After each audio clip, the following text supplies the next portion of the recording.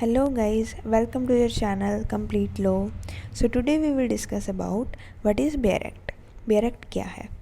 जब हम law field में एंटर करते हैं या फिर नए स्टूडेंट्स होते हैं जिन्होंने लॉ में एडमिशन लिया है और उन बिल्कुल भी लॉ बैकग्राउंड से नहीं है, तो बेसिकली उनको नहीं पता होता that what is bare act. Normally नहीं पता होता. And the first thing, if you enter in a law stream, the first thing you should know about that what is bare act. So basically, it is the enact text of a particular enactment.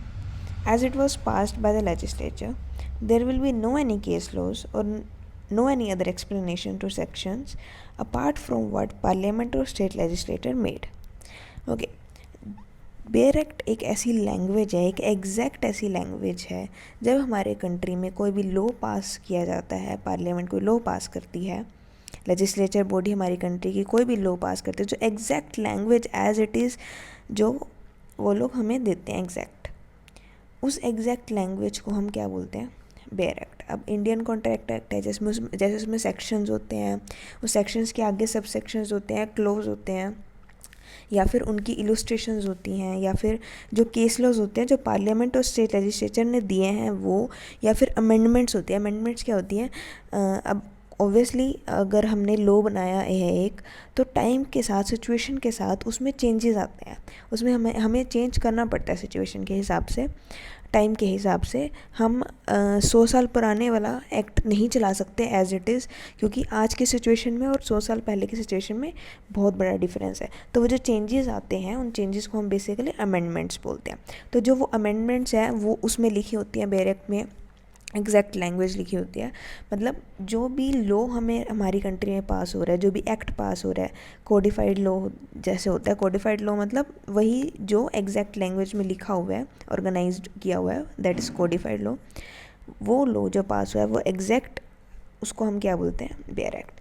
Bare act is basically a dictionary of a section of any particular act. Okay, this is very basic line. It is a pure legal language, that is what I already said. So एक छोटे से example के साथ हम इसको देखते हैं. जैसे जब हम छोटे होते थे तो हमारे को सिखाया जाता था CAT इज़ कैट.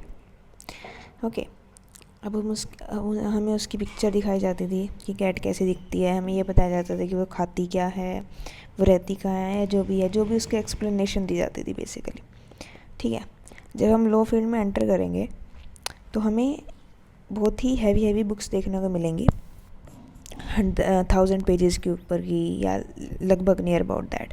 वो अलग अलग ऑथर्स ने जो बेयर एक्ट की एक्सप्लेनेशन दी है, दैट एक्सप्लेनेशन इज़ दिस.